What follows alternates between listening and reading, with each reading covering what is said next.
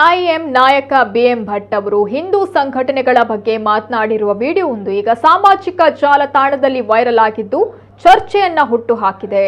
VHP ಆರ್ಎಸ್ಎಸ್ಗೂ ಸಮಸ್ತ ಹಿಂದೂಗಳಿಗೂ ಯಾವುದೇ ಸಂಬಂಧ ಇಲ್ಲ ಎಂದಿರುವ ಅವರು ವಿಎಚ್ಪಿ ಬಳಸುವ ಕೇಸರಿ ಧ್ವಜಕ್ಕೂ ಹಿಂದೂಗಳಿಗೂ ಸಂಬಂಧ ಇಲ್ಲ ಅಂತ ಹೇಳಿದ್ದಾರೆ. ಆರ್ಎಸ್ಎಸ್ ಹಾಗೂ ವಿಎಚ್ಪಿ ಹಾಗೂ ಅದರ ಸಂಘಟನೆಗಳು ಏನು ಪ್ರತಿಪಾದಿಸುತ್ತದೆಯೋ ಅದು ಅವರ ಸಂಘಟನೆಯ ಸದಸ್ಯರಿಗೆ ಮಾತ್ರ ಸೀಮಿತ. ಬಹುಸಂಖ್ಯಾತ ಹಿಂದೂಗಳು ಅವರ ಸಂಘಟನೆಗಳಲ್ಲಿ ಇಲ್ಲವಾಗಿದ್ರೂ ಒತ್ತಾಯ ಪೂರ್ವಕವಾಗಿ ಇದ್ದಾರೆ ಅಂತ ಬಿಂಬಿಸ್ತಾ ಇದ್ದಾರೆ ಅಂತ ಅವರು ಆರೋಪಿಸಿದ್ದಾರೆ. ಬಿಜೆಪಿಯವರು ಮಾಡುವಂತ ದೊಡ್ಡ ತಪ್ಪದು. ಹಿಂದೂಗಳು ಬಹುಸಂಖ್ಯಾತರು ಹೊರಗಿದ್ದಾರೆ, ನಮ್ಮೊಟ್ಟಿಗಿಲ್ಲ ಹೇಳುವ ಸತ್ಯವನ್ನು ಅವರು ಅರ್ಥ ಮಾಡ್ಕೊಳ್ಬೇಕು.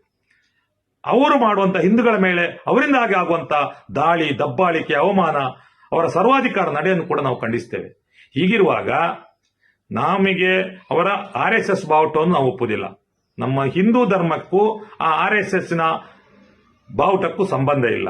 ನಾವು ನಿಜವಾದ ಹಿಂದೂಗಳು ಸ್ಪಷ್ಟಪಡಿಸ್ತೇವೆ, ಆರ್ಎಸ್ಎಸ್, ವಿಶ್ವ ಹಿಂದೂ ಪರಿಷತ್, ಬಿಜೆಪಿ ಪಡೆಗಳಿಗೂ ಹಿಂದೂಗಳಿಗೂ ಸಂಬಂಧ ಇಲ್ಲ. ಅವರು ಹಾರಿಸುವಂತ ಕೇಸರಿ ಬಾವುಟಕ್ಕೂ ಹಿಂದೂ ಬಾವುಟಕ್ಕೂ ಹಿಂದೂ ಭಗವಧ್ವಜಕ್ಕೂ ಸಂಬಂಧ ಇಲ್ಲ.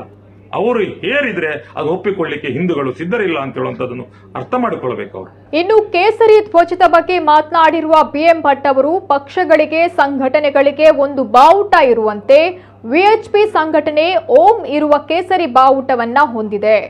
ಆದ್ರೆ ಆ ಕೇಸರಿ ಬಾವುಟಕ್ಕೂ ಹಿಂದೂಗಳಿಗೂ ಯಾವುದೇ ಸಂಬಂಧ ಇಲ್ಲ ಅಂತ ಅವರು ಹೇಳಿದ್ದಾರೆ. ಇತರ ರಾಜಕೀಯ ಪಕ್ಷಗಳು ಇಂತಹ ಅಪಚಾರದ ಕೆಲಸ ಮಾಡಿಲ್ಲ ಅಂತ ವಿಎಚ್ಪಿ ಹಾಗೂ ಆರ್ಎಸ್ಎಸ್ ಮತ್ತು ಅದರ ಸಂಘಟನೆಗಳನ್ನ ಟೀಕಿಸಿದ್ದಾರೆ. ಆರ್ಎಸ್ಎಸ್, ಹಿಂದೂ ಜಾಗರಣ ವೇದಿಕೆ, ಈ ಬಿಜೆಪಿ ಎಲ್ಲ ಬೇರೆ ಬೇರೆ ಹೆಸರುಗಳ ಸಂಘಟನೆಗಳು ಅದೆಲ್ಲೋ ಬಿಜೆಪಿಗೆ ಸೇರಿದಂತದ್ದು. ನಾನೇನು ವಿಹಿಂಪದ ಮೆಂಬರ್ ಅಲ್ಲ, ಆರ್ಎಸ್ಎಸ್ ನ ಮೆಂಬರು ನಾನಲ್ಲ. ಹೀಗಿರುವಾಗ ಅಖಂಡ ಹಿಂದೂ ಶೋಭಾಯಾತ್ರೆ ಹೇಗಾಗುವುದು? ಬಹುಸಂಖ್ಯಾತ ಹಿಂದೂಗಳು ಆ ಆರ್ಎಸ್ಎಸ್ ಅನ್ನು ಒಪ್ಪುವುದಿಲ್ಲ, ಆ ವಿಹಿಂಪವನ್ನು ಒಪ್ಪುವುದಿಲ್ಲ, ಅದನ್ನು ಹೊರಗಡೆ ಇದ್ದೇವೆ.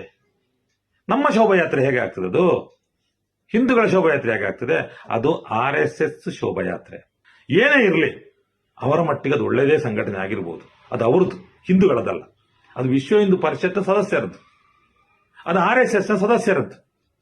ಅದು ನಮ್ಮ ಹಿಂದೂಗಳದ್ದು ಅಲ್ವೇ ಅಲ್ಲ ಹೇಳುವುದನ್ನು ಈ ಮೂಲಕ ಸ್ಪಷ್ಟಪಡಿಸ್ತೇನೆ. ಇನ್ನೊಂದು ಬಾವುಟ, ಅದು ಹಿಂದೂ ಧರ್ಮದ ಬಾವುಟ ಅಲ್ಲ, ಅದು ನಮ್ಮ ಭಗವದ್ಧ್ವಜವೂ ಅಲ್ಲ. ಅದು ಈ ಕೇಸರಿ ಧ್ವಜದಲ್ಲಿ ಓಂ ಇರುವಂತದ್ದು. ಓಂ ಅಂತ ಹೇಳುವಂಥದ್ದು ಹಿಂದೂಗಳ ಮಂತ್ರಗಳಲ್ಲಿ ಬರುವಂತ ಮೊದಲ ಅಕ್ಷರ ಓಂ ಅಂತ ಹೇಳುವಂಥದ್ದು. ಅದನ್ನವರು ಸ್ವಾರ್ಥಕ್ಕೆ ಬಳಸಿಕೊಂಡಿದ್ದಾರೆ, ಅವರ ಸಂಘಟನೆ ಬಾವುಟವನ್ನು ಹಾಕಿಸಿದ್ದಾರೆ.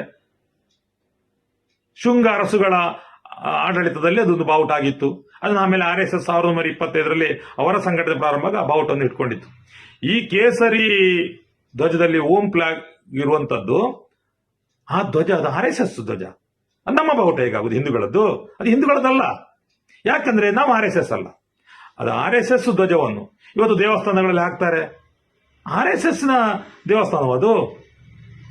ಆಗ ನಾಳೆ ಕಮ್ಯುನಿಸ್ಟರು ಹಾಕೊಳ್ಬಹುದು, ಆಮೇಲೆ ಕಾಂಗ್ರೆಸ್ ಹಾಕ್ಬಹುದು ದೇವಸ್ಥಾನದಲ್ಲಿ. ಒಂದೊಂದು ಪಕ್ಷಕ್ಕೆ ಒಂದೊಂದು ದೇವಸ್ಥಾನವಾ? ದೇವಸ್ಥಾನಗಳು ಹಿಂದೂಗಳ ದೇವಸ್ಥಾನ. ಅವರು ಅತಿಕ್ರಮಣ ಮಾಡ್ತಾರೆ, ಆರ್ಎಸ್ಎಸ್ ಬಾವುಟವನ್ನು ಹಾಕ್ತಾರೆ ಹೇಳಿಕೊಂಡು ಬೇರೆ ರಾಜಕೀಯ ಪಕ್ಷದವರು ಅಂತ ಕೆಟ್ಟ ಕೆಲಸಕ್ಕೆ ಇಳಿಲಿಲ್ಲ ಇದುವರೆಗೆ. ನ್ಯಾಯವಾದಿ ಹಾಗೂ ಕಮ್ಯುನಿಸ್ಟ್ ನಾಯಕ ಬಿಎಂ ಭಟ್ ಅವರ ಮಾತನಾಡಿರುವ ಈ ವಿಡಿಯೋ ಬಗ್ಗೆ ಈಗ ಸಾಕಷ್ಟು ಚರ್ಚೆಗಳು ನಡೀತಾ ಇದ್ದು ಹಿಂದೂ ಸಂಘಟನೆಗಳು ಆಕ್ರೋಶ ವ್ಯಕ್ತಪಡಿಸಿದೆ. ಆದರೆ ಸಾಮಾಜಿಕ ಜಾಲತಾಣಗಳಲ್ಲಿ ಒಂದಷ್ಟು ಜನರು ಇವರ ಹೇಳಿಕೆಯನ್ನು ಸಮರ್ಥಿಸಿಕೊಂಡಿದ್ದಾರೆ.